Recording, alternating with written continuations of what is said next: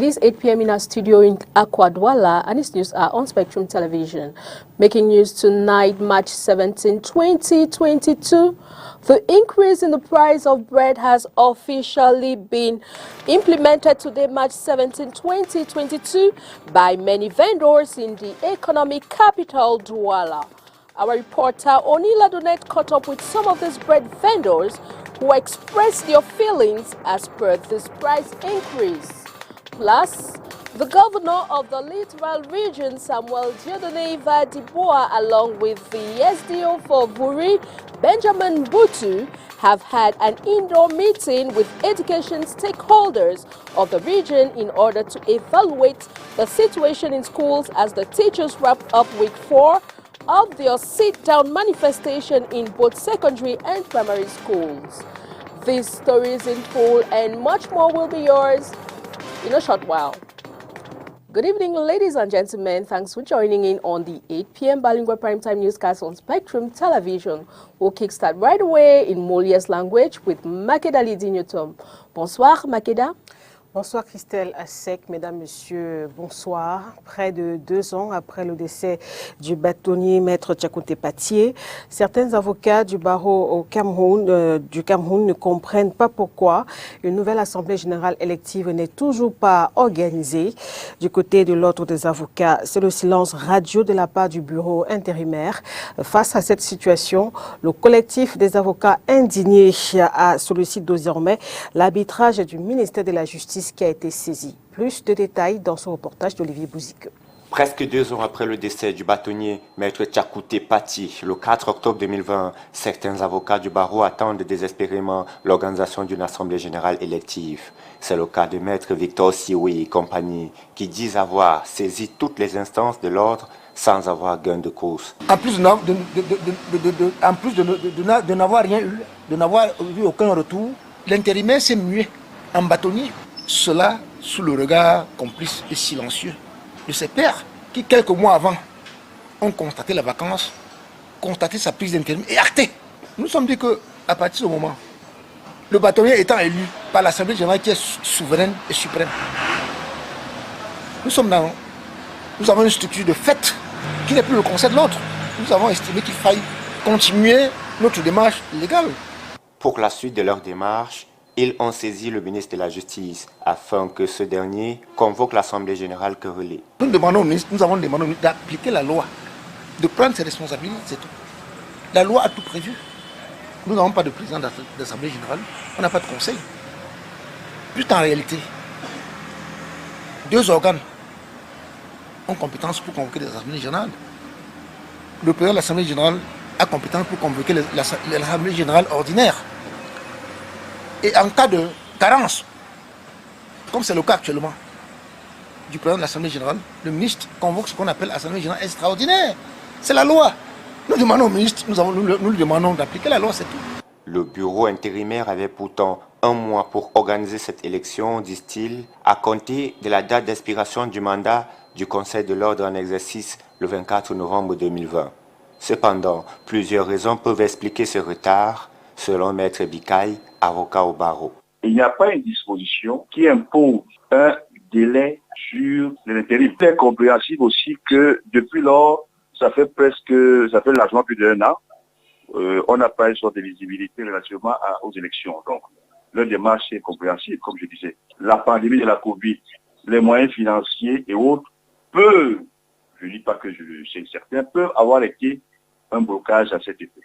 Sauf que la saisine du ministre ne peut pas, le ministre, lorsqu'il est saisi, ne peut pas convoquer une assemblée élective. Il peut convoquer une assemblée générale extraordinaire. Et les élections se passent au cours d'une assemblée générale ordinaire. Donc, la saisine du ministre, pour moi, ne devrait pas permettre qu'on ait une assemblée générale au cours de laquelle on puisse élire les membres du conseil de le bâtonnier. Le collectif d'avocats indignés a donc saisi le ministère de tutelle en maintenant la pression sur le bureau intérimaire pour que les lignes bougent. And in Douala, the governor of the Littoral Region, Samuel Dieudonné Eva Dubois, along with the SDO for Vuri, Benjamin Butu, have had an indoor meeting with the stakeholders of the educational sector in the region to evaluate the situation in schools as the teachers wrap up week 4 of their sit-down manifestation. Catherine Corner reports.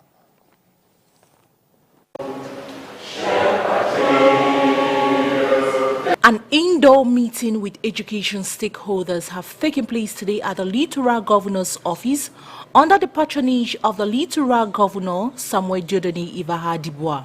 The meeting is aimed at evaluating the ongoing sit-down strike by teachers of both public, secondary and primary schools. Meeting held here in the service of the governor by the governor himself was about the ongoing strike of the teachers of secondary education and the teachers of basic education.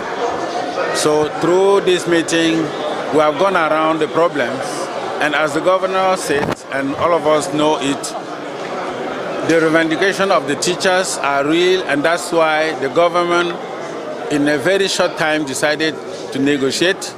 And we know that since more than a week, the President of the Republic have given instruction to the governor, to the government, through the Minister of Secondary Education, the Minister of Basic Education, the Minister of Public Work, the Minister of Finance, please, to do everything so that at the end of this month, the salaries that were at the level of 2/3 should be paid entirely, and that the teachers who have not had their integration to be taken in consideration, and the other measures will be following by the coming month. But on the field, some of the teachers who say that they have suffered a lot are not willing to go back to classes, and that's why the governor have called PTA, trade unions, principals, and other persons to discuss and see. And at the end, we think that as the President of the Republic, who is the first person in our country, have decided that problems should be solved, we don't need, as teachers, to be waiting to see as if there's another person can say aloud what has to be done. That's why we have called the teachers to go back to class, and we just have some few days remaining before the end of the month to see the reality of what has been promised. The teachers were encouraged to resume their normal activities as the government is looking forward in solving their grievances. Only here today we had principals who have presented the situation. And then in the various schools, we think that even as almost a few number of students, of teachers, of schools have been following the strike, some daily, some for a week, and maybe again a few number for all the 3 weeks, that we think that with the sensitization that has to be going on, and that all of us, nobody has to doubt on the President's instruction that teachers have to go back to class. It is true that some teachers have presented the matter that they are treating, but we think that we should not be able to continue fearing, and that we have to go back to class because we are sure that the instruction of the President of the Republic will be implemented. It should be recalled that public school teachers just wrapped up a 4-week sit-down manifestation over the deteriorating working conditions and unpaid salaries they are facing. Actualité dans nos municipalités. Le conseil réservé à l'examen et à l'adoption des comptes de l'exercice 2021 de la mairie de Douala 2e a eu lieu ce jour. L'on apprend au cours de cette rencontre que les recettes et les dépenses sont à la hausse. Plus de précision avec vous, Inès Pangan. En chiffres, en 2021, les comptes de la mairie de Douala 2e présentent un excédent des recettes sur les dépenses. D'ailleurs, les enveloppes réservées aux dépenses et aux recettes ont connu des hausses au cours de l'année précédente. Il affiche en réalisation des recettes la somme de 2,263,979,124 francs CFA contre 1,710,657,000 en 2020. 1,733,000,000 en 2019 et 1,647,000,000 de francs en 2018 et 1,700,000,000 de francs en 2017. Ce compte affiche en dépenses la somme d'1,800,000,000 de francs contre 1,500,000,000 de francs en 2020, 1,510,000,000 de francs en 2019, 1,416 francs en 2018, soit un taux de réalisation de 55,34% contre 45,8% 94% en 2020. Autre élément à noter dans la gestion des comptes de l'année 2021, la baisse par rapport aux prévisions budgétaires des ressources transférées par l'État et des appuis de la communauté urbaine de Douala à la dite municipalité, évaluée à près de 4 millions de francs CFA. Le conseil de la mairie de Douala 2e dans le département du Vori, réservé à l'examen et à l'adoption des comptes de l'exercice 2021, c'est ce 17 mars 2022. Dans le même sillage, la mairie de Douala 1er a également tenu ce jour son conseil d'examen du budget de l'année 2021. Une année assez complexe à cause de la difficile relance des activités économiques dues aux effets dévastateurs de la Covid-19. Nous vous proposons d'écouter justement tour à tour le sous-préfet de Douala 1er, Christophe Offier, et Jean-Jacques Lenguemalapa, le maire de Douala 1er. Nous avons constaté que la mairie de Douala 1er est rentrée de plein pied dans la décentralisation par le respect, n'est-ce pas, des principes et de certaines valeurs propres à la décentralisation. J'ai apprécié dans mon propos le constat selon lequel les recettes sont en nette amélioration et que les investissements, n'est-ce pas, ont pris le pas sur le crédit de fonctionnement. Il s'agit d'une fierté pour moi et je ne peux que tirer un grand coup de chapeau au nom de monsieur le préfet du département du Vori, un grand coup de chapeau à monsieur le maire ainsi qu'à ses conseillers. Nous pensons qu'en 2022, avec une certaine accalmie de la pandémie, nous irons un peu plus en avant, de telle manière que les populations de Douala 1er puissent bénéficier de cette croissance-là. Je voulais également dire sur un plan purement administratif que nous voulons suivre la législation et la circulaire de monsieur le ministre de la décentralisation du développement local qui nous a conseillé de tenir les conseils des bilans des comptes administratifs avant le 31 mars. Nous l'avons fait parce que nous sommes républicains, parce que c'est également un moyen d'une gestion patriotique de la mairie. As mentioned in our headlines, the increase in the price of bread has been implemented full swing today, March 17, 2022, in the economic capital by many vendors. Onila Donet caught up with some of these bread vendors to see how they feel about this price increase. From 125 francs, a 200 gram of bread now costs 150 to 200 francs. A decision reached out on Tuesday, March 15, by the Minister of Commerce. In the economic capital, traders of roadside food are unsettled over this change. On a travaillé comme ça, simplement sans pain. Non, les gens mangent comme ça, ils sont obligés de manger comme ça. We sold this morning without bread. Customers are forced to eat without it. I went to the bakery earlier today and bread was sold at 125 francs. Now I have to sell at 150 francs. I sell it either half for 75 francs or full for 150 francs. Customers are already aware of the increase. Non, eux-mêmes ils sont au courant. Eux-mêmes ils sont au courant. Inhabitants who rushed into cafes this morning for their usual breakfast order are now forced to make a compromise. Normal. Comment est-ce que vous avez l'habitude de manger quand vous arrivez ici? I always buy bread accompanied with spaghetti, but I couldn't afford it today since the price has increased.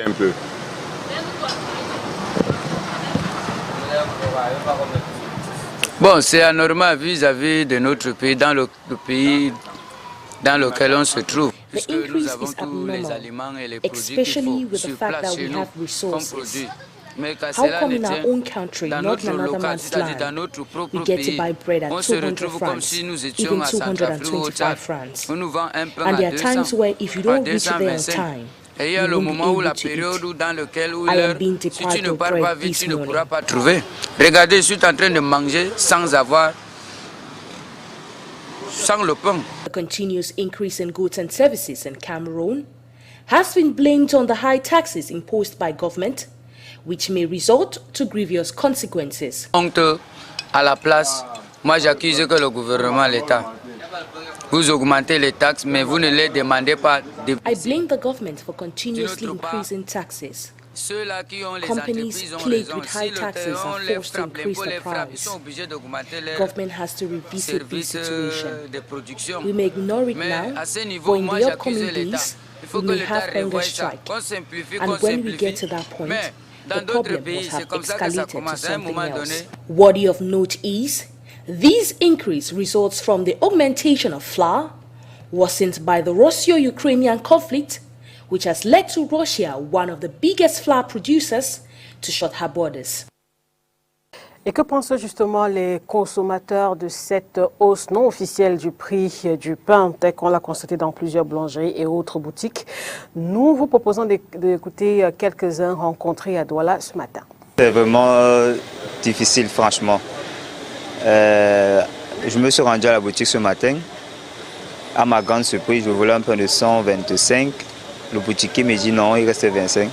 Question de me dire que le pain augmentait. C'est plus 125, 150.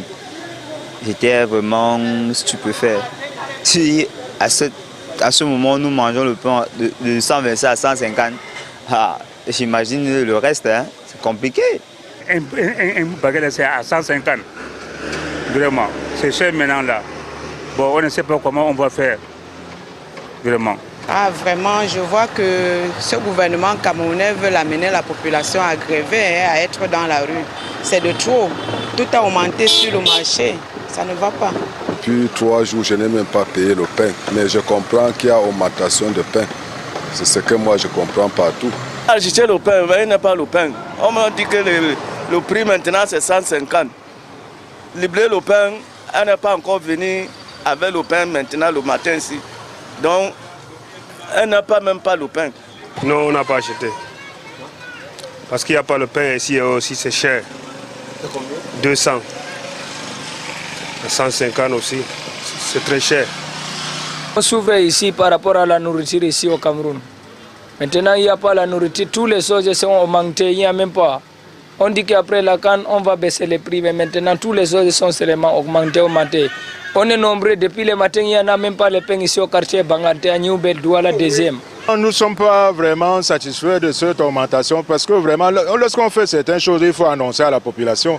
Vous voyez, maintenant, tu sors, tu vas même, tu ne trouves même pas le pain. Ça va se passer comment dans les prochains jours. And on to this brief, the population of Bonga Road, Kumba, in the early hours of March 16, 2022, woke up with the noise of 2 thieves caught carrying 2 bunches of plantains, which they stole from a nearby plantation in the area. These hoodlums were apprehended and later confessed to the crime. This is a common phenomenon practiced in Kumba since the beginning of the socio-political crisis in the region. We continue this newscast with you. Makeda Lidinho told me the French language. Et on parle culture à présent dans ce journal. L'artiste Jean Emati est le nouveau président de l'Association des professionnels des arts visuels. Il a été élu ce 17 mars au cours d'une assemblée générale extraordinaire qui a également vu la modification des textes. Plus de détails avec vous, Leila Renganzeu. L'Association des professionnels des arts visuels, en abrégé APAV, a enfin un bureau exécutif national complet. Ses 13 membres ont été élus ce 17 mars à Douala. C'était au cours d'une assemblée générale extraordinaire organisée à la galerie Anikadji. 13 membres avec l'élection de la tête pensante de l'association comme président. Jean Emati a été élu pour un mandat de 3 ans, renouvelable une seule fois.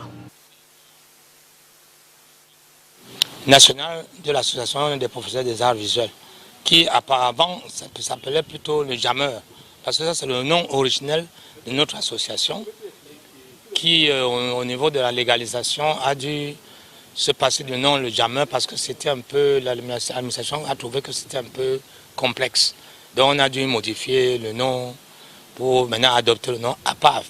À côté de l'élection des membres du bureau exécutif d'APAV, cette assemblée générale extraordinaire a également vu la modification de ces tests.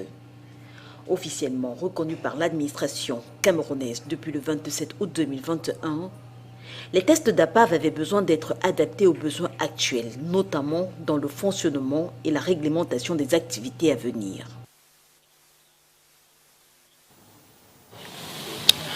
Des projets qui sont en cours, d'autres que nous n'avons pas encore abordés, mais le plus important, le plus urgent là pour le moment, c'est de compléter l'effectif de notre bureau, parce que nous devons compléter les membres, les représentants, les délégués de région de notre association. On doit compléter cet effectif.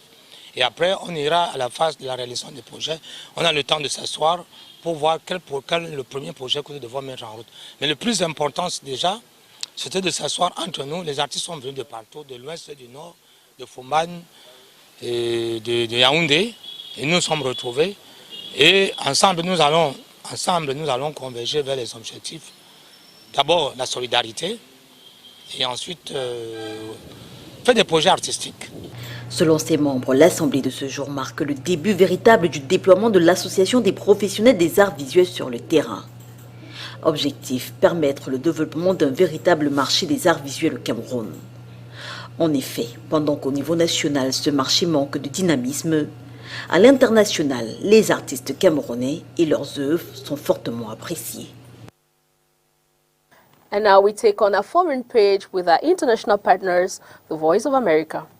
Mama, ти можеш говорити англійською про твій досвід в Тернопіль? Yarina Khalid is talking to her mother 7,800 kilometers away. First floor.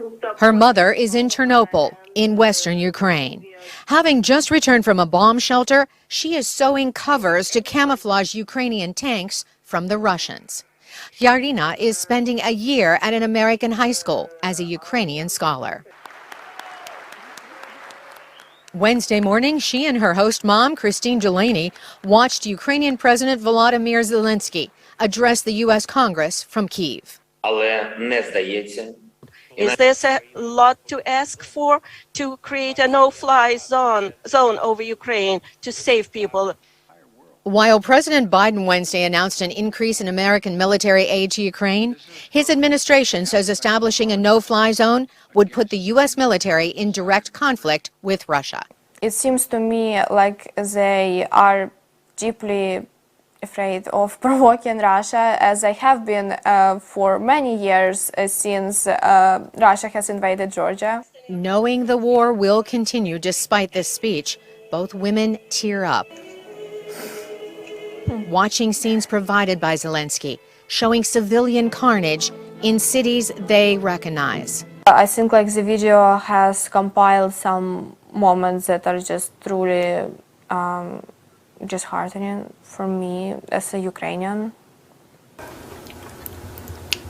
Christine Delaney, who is of Ukrainian descent, has newly married cousins in Ukraine who recently drove other family members to the Polish border and then returned to Western Ukraine. On a video call, one of them explains they came back, despite the danger, to support their country. There is this Ukrainian spirit that all my life I had sort of heard about, and you know, it's kind of amazing. I'm now seeing it kind of in action and being played out. Played out in many Ukrainian cities. But the future is uncertain for Ukrainians, and now even for Yarina. Her high school year in the United States ends in June. But what then? I just don't know if I will be able to go home. Carolyn Pursuti, VOA News, Washington.